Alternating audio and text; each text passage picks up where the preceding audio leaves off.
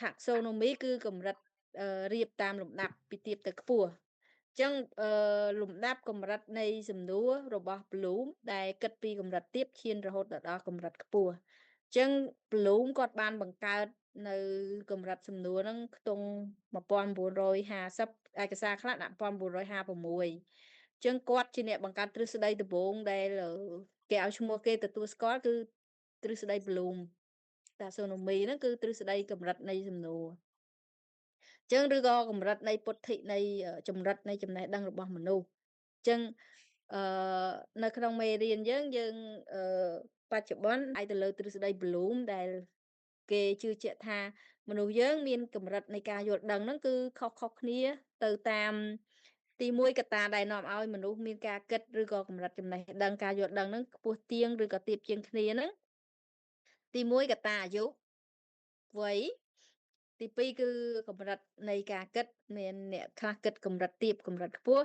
ទីបីគឺតកតងនឹងការរៀននិងយល់ដឹងហើយបទពិសោធន៍ការអនុវត្តនិងបទពិសោធន៍ការរស់នៅជាក់ស្ដែងរបស់មនុស្សដែលបទពិសោធន៍ដែលគាត់ជួបផ្ទាល់ហ្នឹងគឺខុសៗគ្នាអញ្ចឹងកម្រិតពុទ្ធិនៃការយល់ដឹងរបស់មនុស្សយើងក៏ខុសៗគ្នាដែរអញ្ចឹង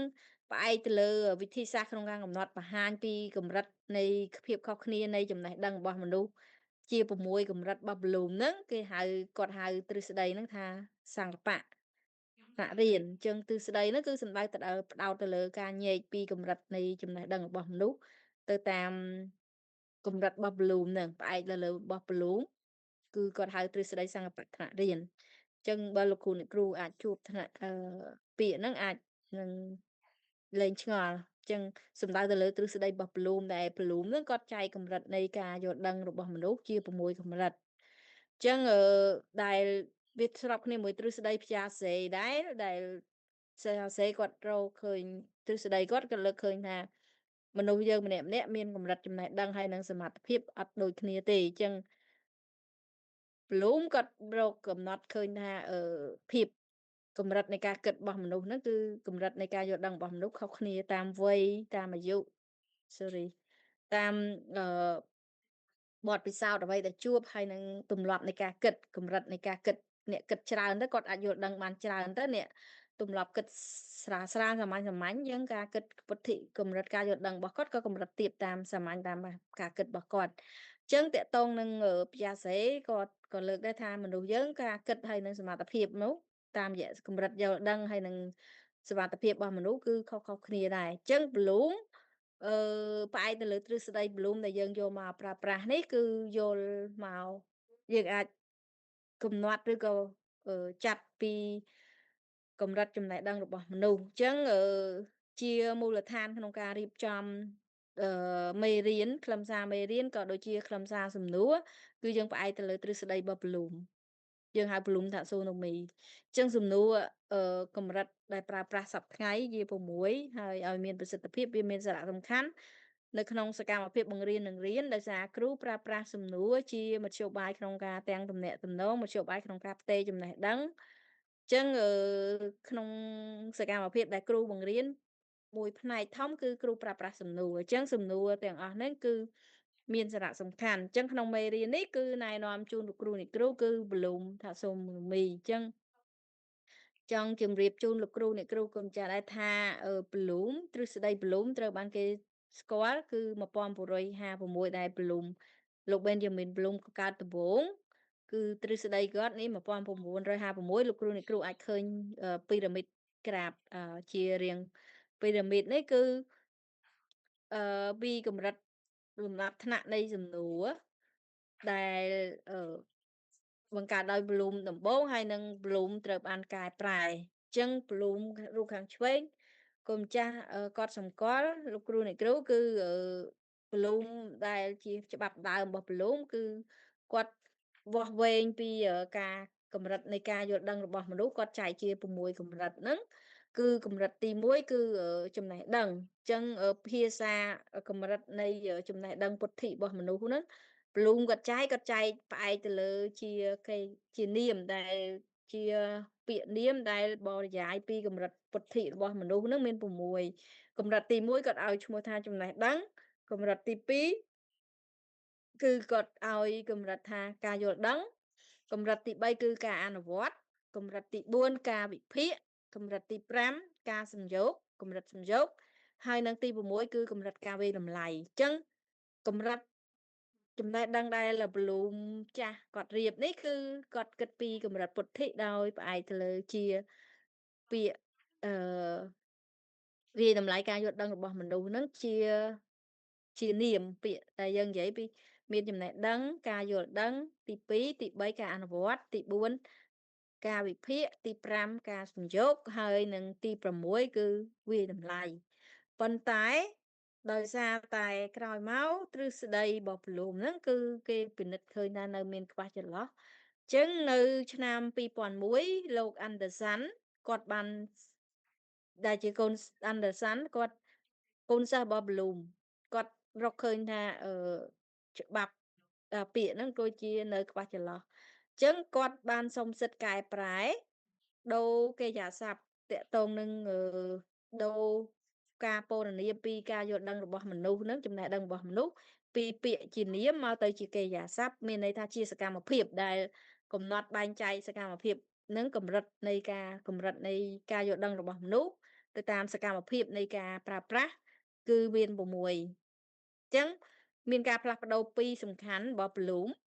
រវាង Bloom ចាស់ហើយនិង Bloom ថ្មី Bloom ចាស់គឺកិរិយាសជាពាក្យដែលពណ៌នាគឺជានាមហើយនៅ Bloom ថ្មីពាក្យដែលប្រើប្រាស់ក្នុងការពណ៌នាពីកម្រិតចំណេះដឹងទាំង6របស់ Bloom ថ្មី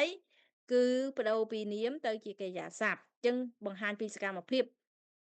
ដែលប្រើប្រាស់ក្នុងការបង្កើនចំណេះដឹងកម្រិតចំណេះដឹងរបស់មនុស្សហ្នឹងមាន6ហើយមានការផ្លាស់ប្ដូរពីពាក្យជានាមទៅជាកិរិយាសព្ទដូចជា knowledge ហ្នឹងគឺទៅជាកាលពី Bloom ចាស់គាត់ហៅថាជាចំណេះដឹងប៉ុន្តែនៅក្នុង Bloom ថ្មីកម្រិតនៃការយល់ដឹងរបស់មនុស្សហ្នឹងគឺយើងពណ៌នាទៅជាសកម្មភាពទៅជាកិរិយាសព្ទមានន័យថាជាសកម្មភាពវិញដែលឆ្លុះបញ្ចាំងពីកម្រិតពុទ្ធិកម្រិតការយល់ដឹងរបស់មនុស្សហ្នឹងអាចមានពីមួយកម្រិតហ្នឹងតាមរយៈសកម្មភាពអីខ្លះពណ៌នាតាមរយៈកិរិយាសព្ទគឺទី1គឺអីគេចងចាំចឹងចងចាំនេះគឺមានន័យថាknowledge ដែល Bloom គាត់ថាជាទូទៅកម្រិតដែលដំបូងគេដែលមនុស្សមានគឺជាចំណេះដឹងដែលមនុស្សទទួលបានតាមរយៈការជួបផ្ទាល់ចឹងអ្វីដែលមានដែលសិស្សបានទទួលហ្នឹងគឺព្រលឹមថ្មីគាត់គិតថាជាទទួលបានតាមរយៈការចងចាំអញ្ចឹងក្នុងកម្រិតសំណួរកម្រិតពុទ្ធិដែលនេះហ្នឹងគឺជាកម្រិតអ្វីដែលមនុស្សទទួលបានតាមរយៈការចងចាំអញ្ចឹងអាហ្នឹងគឺជាកម្រិតចំណេះដឹងដំបូងទាបជាងគេបំផុតរបស់មនុស្សចឹងកម្រិតទី2គឺប្ដូរពីពាក្យ comprehensive ហ្នឹងគឺអឺការយល់ដឹងមកទៅជាយល់ដឹងការយល់ចឹងយល់នេះយល់គឺជាសកម្មភាពមានន័យថាបន្ទាប់ពីសិស្សជួបអ្វីដែលបានជួបចងចាំរក្សាទុកក្នុងខួរក្បាលហើយគឺគាត់នឹងមានទទួលចំណេះដឹងមួយកម្រិតខ្ពស់ជាងទី1ចងចាំហ្នឹងគឺគាត់ដាច់យល់ពីអ្វីដែលគាត់ទទួលបានព័ត៌មានហ្នឹងគឺគាត់យល់ពីដំណើរហេតុទំនាក់ទំនងចឹងកម្រិតទី2យើងហៅឈ្មោះថាកម្រិតយល់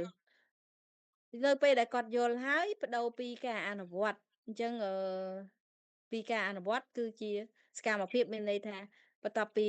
ចងចាំអ្វីដែលមានហើយយល់ពីដំណើរហេតុផលដែលមានហ្នឹងទី3គឺគាត់ត្រូវយកចំណេះដឹងហ្នឹងទៅអនុវត្តផ្ទាល់ចឹងបន្ទាប់ពីអនុវត្តគឺគាត់ត្រូវធ្វើការវិភាគឲ្យបានស៊ីជម្រៅអាចវិភាគទៅលើប្រៀបធៀបទៅលើវិភាគមូលហេតុអញ្ចឹងវិភាគជាសកម្មភាពវិភាគហើយនឹងទី5មានការផ្លាស់ប្ដូរព្រលឹមចាស់ពីព្រលឹមចាស់ដែលការវាយតម្លៃកម្រិតទី6យើងដាក់បញ្ចូលមកទៅជាកម្រិតវាយតម្លៃត្រឹមកម្រិតទី5វិញអញ្ចឹងព្រលឹមចាស់វាយតម្លៃគឺជាកម្រិតដែលខ្ពស់ជាងគេកម្រិតយល់ដឹងរបស់មនុស្សគឺវាយតម្លៃផុតពីវាយតម្លៃគឺអស់ហើយប៉ុន្តែនៅព្រលឹមថ្មីគឺចំណេះដឹងគឺនៅពេលដែលវាយតម្លៃហើយផុតពីវាយតម្លៃគឺយើងអ្វីដែលជំរុញមួយទៀតគឺពីមុនមក synthesize ហ្នឹងគឺមានន័យថាសំយោគអញ្ចឹងលើសពីសំយោគគ្រាន់តែសំយោគឲ្យច្បាច់ជាអ្វីចេញដែលជាថ្មីហ្នឹងគឺវាខ្ពស់ជាងកម្រិតនៃការវាយតម្លៃអញ្ចឹងខ្ពស់ជាងយើងដូរ ពី synthesize ហ្នឹងគឺការសំយោគមកទៅជាជំរុញកម្រិតទី6គឺបង្កើតថ្មីទាន់ទេលោកគ្រូអ្នកគ្រូនេះជាដើមហេតុនៃ Bloom ហើយ Bloom ត្រូវបានយកមកប្រើប្រាស់យ៉ាងទូលំទូលាយនៅទូទាំងពិភពលោកហើយបច្ចុប្បន្នយើងឈប់ប្រើ Bloom ចាស់ហើយយើងមកប្រើ Bloom ថ្មីគឺប្រើកិរិយាសព្ទហើយប្រើជាទម្រង់កម្រិតសំណួរលោកគ្រូអ្នកគ្រូមានសំណួរទេកម្រិតវិភាគចងចាំចងចាំដំបូងគេទី2គឺយល់គ្រូអ្នកគ្រូអាចឃើញអ្វីដែលគាត់សម្គាល់លោកគ្រូអ្នកគ្រូគាត់សម្គាល់នៅរបស់ Bloom ជំហានទាំង6របស់ Bloom Six Stage of Bloom Taxonomy កម្រិតទាំង6លំដាប់លំដោយគឺដោយកម្មជាដើអញ្ចឹងគឺឈានពីកម្មទី1រហូតដល់កម្មទី6អញ្ចឹងសិស្សអាចមានបំណិនសមត្ថភាពដល់ការបង្កើតថ្មីទៅបានទាមទារឲ្យសិស្សមានការអភិវឌ្ឍចេញពីជំហានទី1គឺសិស្សត្រូវមានការចងចាំពីមូលដ្ឋានយើងលើកឧទាហរណ៍ដូចជាមេរៀនភាសាខ្មែរអញ្ចឹងភាសាខ្មែរដើម្បីឲ្យសិស្សគាត់អាចសរសេរបានគឺជាជំហានដំបូងគាត់ត្រូវចងចាំពីតួអក្សរព្យញ្ជនៈថាសរសេរបែបណាហើយគាត់យល់ពីលំដាប់លំដោយថាម៉េចបានត្រូវមានកខមានស្រៈមានទំនាក់ទំនងពេលដែលយើងត្រូវសរសេរឬក៏អានហ្នឹងត្រូវពាក្យហ្នឹងត្រូវផ្សំរបៀបផ្សំរវាងព្យញ្ជនៈនិងស្រៈហើយយើងអនុវត្តទៅពាក្យផ្សំគ្នាហ្នឹងពាក្យនិយាយហ្នឹងមានន័យដូចម្ដេចហើយយើងអាចប្រៀបធៀបរវាងភាពខុសគ្នារវាងការប្រើប្រាស់ពាក្យពេចន៍ពាក្យណាគួរប្រើពេលណាហើយយើងវាយតម្លៃទៅថារបៀបបែបណាល្អឬក៏មិនល្អហើយជំរុញបង្កើតថ្មីពាក្យពេចន៍គួរផ្សំប្រើប្រាស់អញ្ចឹងសំណួរកម្រិតចំណេះដឹងអញ្ចឹងនេះលម្អិតពីកម្រិតចងចាំមានអីខ្លះអញ្ចឹងលោកគ្រូអ្នកគ្រូធ្លាប់ជួបទេពាក្យតងនឹងកម្រិតសំណួរទាំង6មិញនិយាយពី Bloom លោកគ្រូអ្នកគ្រូថាភាគច្រើនឆ្លើយថាអត់ដែលឮ Bloom Taxonomy ប៉ុន្តែបើសិនជាសំណួរចងចាំជាកម្រិតចងចាំជាកម្រិតដែលងាយជាងគេទាបជាងគេក្នុងចំណោមកម្រិតទាំង6របស់ Bloom ប៉ុន្តែវាទាមទារឲ្យត្រូវសមត្ថភាពចងចាំអញ្ចឹងព័ត៌មានទាំងអស់ដែលទទួលបានគឺត្រូវចាំអត់ភ្លេចអញ្ចឹងវាជាមូលដ្ឋានចាំបាច់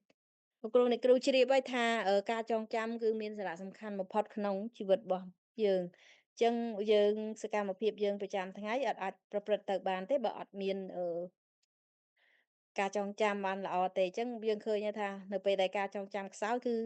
ការរស់នៅនឹងមានបញ្ហាអញ្ចឹងចំណេះដឹងការសិក្សារៀនសូត្ររបស់សិស្សក៏ដូចគ្នាដែរអញ្ចឹងសិស្សដែលអាចមានសមត្ថភាពឈានទៅមានអាចបង្កើតថ្មីទៅបានគឺគាត់ទាមទារឲ្យមានការឈានពីដំបូងគេចាក់គ្រឹះគឺការចងចាំឧទាហរណ៍ទាំងភាសាក៏ដោយចំណេះដឹងគណិតវិទ្យាក៏ដោយគឺសិស្សគាត់បើភាសាគឺមុននឹងគាត់អាចមានសមត្ថភាពសរសេរជាល្បះជាឃ្លាជាប្រយោគឬក៏តែងសេចក្តីអីទៅបានទាមទារសមត្ថភាពដំបូងគឺគាត់ត្រូវចងចាំអញ្ចឹងក្នុងភាសាគឺត្រូវចាំព្យញ្ជនៈស្រៈក្នុងគណិតវិទ្យាក៏មូលដ្ឋានគឺត្រូវការចងចាំពីដំបូងគឺរូបមន្តអញ្ចឹងតកតងនឹងកម្រិតចងចាំនេះគឺកម្រិតមូលដ្ឋានចាំបាច់បំផុតសម្រាប់សិស្សទី2គឺយល់ដឹងអញ្ចឹងក្នុងនេះយើងបង្ហាញពីសកម្មភាពចងចាំគឺយើងគិតពីវិធីដែលដាស់តឿនរំលឹកទៅទិញហើយម្ដងហើយម្ដងទៀតអញ្ចឹងនេះគឺជាឧទាហរណ៍នៃកម្រិតទាំង6គឺកម្រិតទី1គឺចងចាំទី2យល់ដឹងជាកម្រិតដែលខ្ពស់ជាងចងចាំបន្តិចហើយក៏ជាសំខាន់ដែរដែលសិស្សចាំបាច់ត្រូវតែយល់ចឹងដើម្បីឲ្យសិស្សមានចំណេះដឹងកម្រិតយល់ដឹងទៅបានគឺលោកគ្រូអ្នកគ្រូចាំបាច់ត្រូវធ្វើការបញ្យល់សិស្សហ្នឹងគឺបញ្យល់តាមភាសាបញ្យល់ហើយបញ្យល់ទៀតពោលនាក្តោបយកចំណុចសំខាន់ឬក៏អាចសង្ខេបពីចំណុចសំខាន់ៗឲ្យសិស្សឬក៏លើកឧទាហរណ៍មកពន្យល់អញ្ចឹងចំណុចទី2ការយល់ដឹងនេះគឺសំខាន់ បន្ទាប់ពីចងចាំហើយគឺសិស្សត្រូវយល់ទី3ទាក់ទងនឹងអនុវត្តប៉ុន្តែទាក់ទងនឹងកម្រិតយល់ដឹងនេះគឺលោកគ្រូអ្នកគ្រូយើងអាចដឹងយល់ដឹងទៅបានគឺសកម្មភាពទាមទារអីខ្លះឲ្យសិស្សយល់ពីដំណើរហេតុការណ៍ឧទាហរណ៍ដូចជាហេតុអីបានត្រូវមានអឺបើរឿងបរៀនវិទ្យាសាស្ត្រហេតុអីមានភ្លៀងអាស៊ីតហេតុអីបានជាអឺយើងនិយាយពីឧទាហរណ៍នៅក្នុងនេះនិយាយពីប្រើប្រាស់ភ្លើងពណ៌សញ្ញាចរាចរណ៍យើងហេតុអីបានជាអឺភ្លើងក្រហមឃើញភ្លើងលឿនហើយយើងត្រូវប្រុងប្រយ័ត្នអញ្ចឹងក្នុងនាមជាគ្រូបង្រៀនដើម្បីជួយសិស្សក្នុងការបង្កើនចំណេះដឹងការយល់ដឹងចងចាំបន្ទាប់ពីចងចាំហើយយល់ដឹងអញ្ចឹងយើងអាចជួយសិស្សឲ្យមានការយល់ដឹងតាមរយៈអីខ្លះសកម្មភាពយើងអាចធ្វើបានគឺបញ្យល់ហើយបញ្យល់ទៀតព្យាយាមបញ្យល់សួរសំណួរបំផុសដើម្បីឲ្យសិស្សមានការគិតនិយាយបញ្យល់ឲ្យច្បាស់ហើយភ្ជាប់ពីអ្វីដែលសិស្សបានរៀនពីទ្រឹស្ដីហើយឲ្យគាត់យកវាមកប្រើប្រាស់អញ្ចឹងឧទាហរណ៍នៅក្នុងមេរៀនគណិតវិទ្យារៀនពីរូបមន្តសិស្សចងចាំរូបមន្តគាត់យល់ពីទំនាក់ទំនងនៃរូបមន្តរកកាឡាផ្ទៃយកអីធ្វើអីយកបរិមាត្រចតុកោណកែងយកអីធ្វើអីអញ្ចឹងគាត់ត្រូវបន្ទាប់ពីសិស្សទី1គាត់ចងចាំពីរូបមន្តថារូបមន្តគណនារកបរិមាត្រនៃចតុកោណកែងគឺបរិមាត្រស្មើទិន្នបូកបដោយគុណ2ឬក៏ទិន្នគុណ2បូកនឹងបដោយគុណ2អញ្ចឹងគាត់ចងចាំរូបមន្តនឹងហើយគាត់អាចយល់ថាម៉េចបានជាបរិមាត្រគឺមានទទឹងមាន2បដោយមាន2អញ្ចឹងគាត់យល់ពីទំនាក់ទំនងរូបមន្តហ្នឹងហើយគាត់អាចយកទៅអនុវត្តបានតាមរយៈគាត់ចងចាំហើយនឹងយល់គាត់អាចដោះស្រាយគណនារកាឡាផ្ទៃឬក៏បរិមាត្រនៃចតុកោណកែងហ្នឹងតាមរយៈបម្រាប់គេយើងដឹងទទឹងយើងបដោយអញ្ចឹងគេឲ្យរគណនារបរិមាត្រគាត់អាចរកឃើញបានអញ្ចឹងតាមរយៈការអនុវត្តទ្រឹស្ដីដែលគាត់រៀនហើយហ្នឹងអញ្ចឹងយើងអាចជួយសិស្សក្នុងការបញ្យល់ឲ្យសិស្សយល់ហើយអនុវត្តទៅបានគឺទាមទារឲ្យគ្រូពន្យល់ឲ្យធានាថាសិស្សគាត់យល់ពីគាត់ចងចាំហើយគាត់យល់អញ្ចឹងដើម្បីឲ្យសិស្សធ្វើអនុវត្តបានគាត់យើងជាគ្រូយើងត្រូវព្យាយាមពន្យល់ហើយពន្យល់ទៀតទុកឱកាសឲ្យសិស្សធ្វើអញ្ចឹងយើងចាំជំរុញ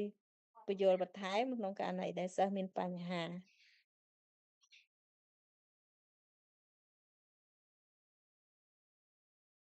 ចឹងទី4វិភាគចឹងអាហ្នឹងយើងសុំ7-15ចាំសម្រាកគ្រូអ្នកគ្រូកុំចាស់ហើយយើងសម្រាប់15នាទី7:30ចាំយើងចូលវិញអញ្ចឹងសល់10នាទីអញ្ចឹងកម្រិតវិភាគកូនចាស់លោកគ្រូអ្នកគ្រូអញ្ចឹង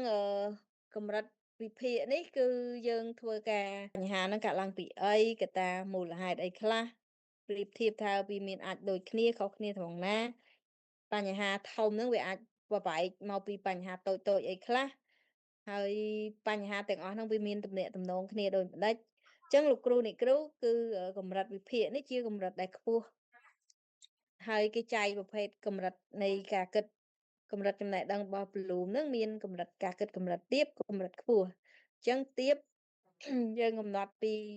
ការចងចាំហើយនឹងយល់អញ្ចឹងចាប់ពីអនុវត្តទៅគឺជាពិសេសកម្រិតវិភាគហ្នឹងគឺជាកម្រិតដែលការគិតកម្រិតខ្ពស់ចឹងតើតើការវិភាគនេះលោកគ្រូអ្នកគ្រូយើងដឹងហើយថាយើងអាចឲ្យសិស្សវិភាគទាមទារឲ្យសិស្សយល់អញ្ចឹងហើយយល់ហើយគាត់អាចអនុវត្តបានច្រើនដងគាត់អាចវិភាគស៊ីជម្រៅពីកិច្ចការដែលគាត់ត្រូវធ្វើហ្នឹងអញ្ចឹងសំណួរវិភាគគឺយើងលើកទឹកចិត្តឲ្យលោកគ្រូអ្នកគ្រូប្រើប្រាស់ឲ្យបានច្រើននៅក្នុងថ្នាក់ទៅជាកិច្ចការដែលជួយជំរុញការគិតឲ្យសិស្សប្រើទម្លាប់ការគិតនិងជួយឲ្យគាត់រីកចម្រើនចឹងអាចសំណួរនៅក្នុងទាំងភាសាខ្មែរឬគណិតអាចតាក់ទងនឹង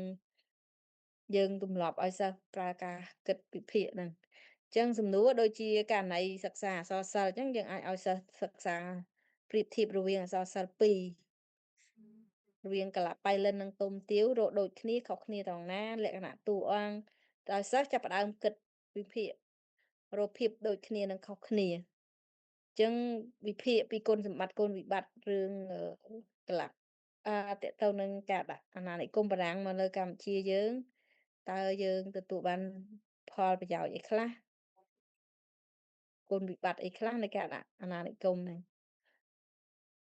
ចឹងនេះគឺជាកម្រិតទី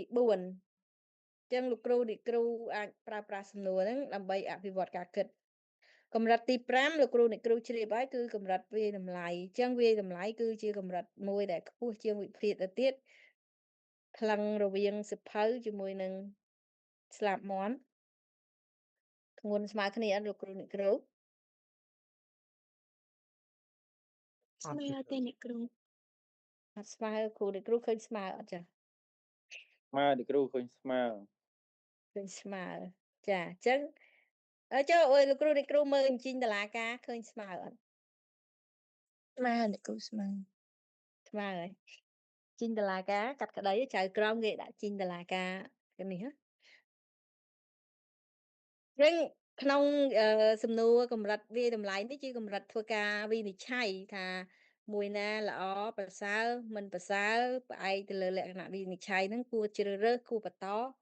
គួរនេះអញ្ចឹងជាទូទៅកម្រិតវាយតម្លៃយើងអាចវាយតម្លៃទៅបានលុះត្រាតែយើងថ្លឹងថ្លែងវិភាគគ្រប់ជ្រុងជ្រោយហើយអញ្ចឹងហើយបានជា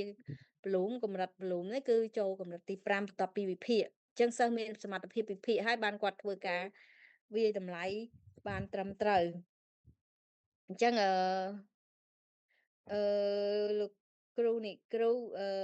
កម្រិតវាយតម្លៃនេះគឺកម្រិតសំខាន់ហើយក្នុងជីវភាពយើងប្រចាំថ្ងៃយើងប្រើការវាយតម្លៃជាប្រចាំថ្ងៃក្នុងការធ្វើសេចក្តីសម្រេចចិត្តអញ្ចឹងវែកញែកខុសត្រូវពេលខ្លះឧទាហរណ៍ដូចយើងមិត្តភ័ក្តិមកខ្ចីលុយពេលដែលលោកគ្រូមុននឹងសម្រេចចិត្តថាឲ្យខ្ចីឬក៏មិនឲ្យខ្ចីលោកគ្រូអ្នកគ្រូធ្វើការវិភាគឲ្យថាទី1តម្រូវការមិត្តហ្នឹងចាំបាច់អត់លទ្ធភាពយើងមានឲ្យអត់អញ្ចឹងកម្រិតវាយតម្លៃនេះគឺសំខាន់ហើយយើងប្រើប្រាស់សឹងតែមួយថ្ងៃក្នុងមនុស្សម្នាក់ៗប្រើការកម្រិតវាយតម្លៃនេះមិនតិចជាង5ទេអញ្ចឹងវាយតម្លៃវិនិច្ឆ័យសម្រាប់ចិត្តឧទាហរណ៍តាំងពីជ្រើសរើសអាហារពេលព្រឹកអាហារថ្ងៃត្រង់តាក់ទងនឹងរហូតដល់ធ្វើកិច្ចការសំខាន់ៗក្នុងការបំពេញកិច្ចការងារគ្រូបង្រៀនសម្រាប់ចិត្តក្នុងការជ្រើសរើសមេរៀនមកបង្រៀនសម្រាប់ចិត្តក្នុងការជ្រើសរើសតេស្តអញ្ចឹងគ្រប់សកម្មភាពទាំងអស់គឺយើងត្រូវប្រើសមត្ថភាពវាយតម្លៃប្រើការវាយតម្លៃអញ្ចឹងកម្រិតនេះគឺសំខាន់អញ្ចឹងហើយយើងជំរុញឲ្យសិស្សប្រើការគិតឲ្យបានគ្រប់កម្រិតទាំងអស់ចឹងក្នុងការជួយសិស្សលោកគ្រូអ្នកគ្រូអាចផ្ដោតទៅលើការវាយតម្លៃជាទូទៅយើងអាចផ្ដោតទៅលើសំណួរបែបដែលឲ្យលក្ខណៈថ្លឹងថ្លែងស្ទាបស្ទង់វាស់វែងថាគួរតែល្អឬក៏មិនល្អជាទូទៅយើងអាចធ្វើការសម្រេចចិត្តវាយតម្លៃទៅបានគឺត្រូវការថ្លឹងថ្លែងអញ្ចឹងសំណួរវាយតម្លៃនេះជាកម្រិតសំណួរទី5តកាប់ដល់ពុំមិត្តទៅជាទូទៅយើងអាចសួរឲ្យទម្លាប់ឲ្យសិស្សជ្រើសរើសអញ្ចឹង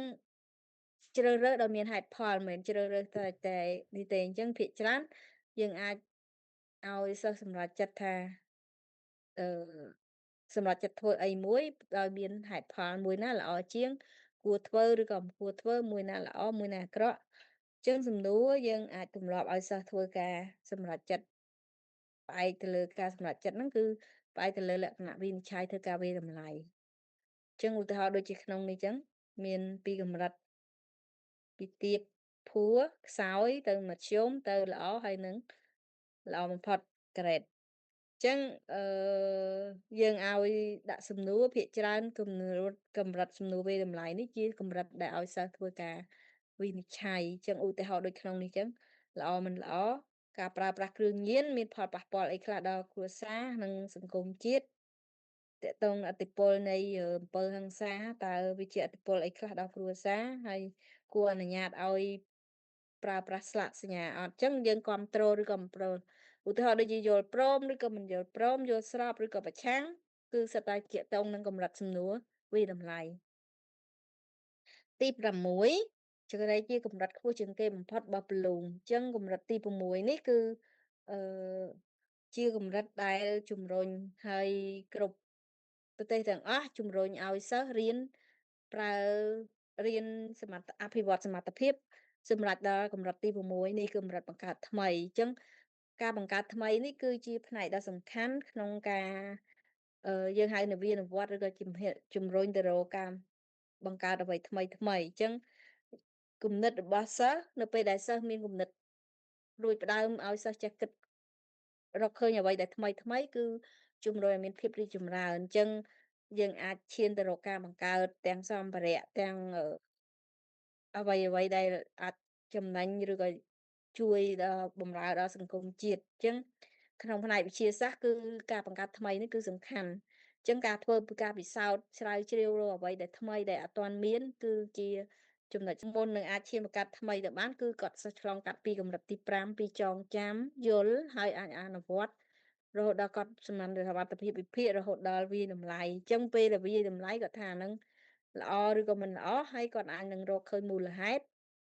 ជំរុញឲ្យគិតរកវិធីសាស្ត្រថ្មីអ្វីដែលថ្មីដែលអត់ទាន់មានអញ្ចឹងសកម្មភាពដែលយើងជួយជំរុញសិស្សក្នុងការបង្កើតសំណួរបង្កើតថ្មីនេះលោកគ្រូមានសំណួរដូចជារកវិធីសាស្ត្របង្កើតទប់ស្កាត់នឹងការប្រើប្រាស់គ្រឿងញៀនអញ្ចឹងនេះគឺជាសំណួរដែលមានលក្ខណៈបង្កើតថ្មីដែលឲ្យសិស្សគិតរកអ្វីដែលអត់ទាន់មានអញ្ចឹងកាត់បន្ថយគ្រោះថ្នាក់ចរាចរណ៍តើនៅទីហ្នឹងគ្រោះថ្នាក់ចរាចរណ៍ដើម្បីកុំឲ្យមានគ្រោះថ្នាក់ចរាចរណ៍កើតឡើងថែមច្រើនយើងកាត់បន្ថយយើងគួរធ្វើសកម្មភាពអីខ្លះអញ្ចឹងសិស្សចាប់ផ្ដើមគិតត្រិះរិះវិភាគមូលហេតុពីមុនមកកន្លែងហ្នឹងមានគ្រោះថ្នាក់ដោយសារអីអញ្ចឹងធ្វើអីដើម្បីកុំឲ្យមានករណីគ្រោះថ្នាក់ចរាចរណ៍នឹងកើតឡើងទៀតអញ្ចឹងសំណួរគឺយើងបំផុសឲ្យសិស្សប្រើការគិតឲ្យបានខ្ពស់គឺជំរុញទៅរកការបង្កើតថ្មីសរុបមកវិញលោកគ្រូអ្នកគ្រូមានសំណួរតាក់ទងនឹង6កម្រិតរបស់ Bloom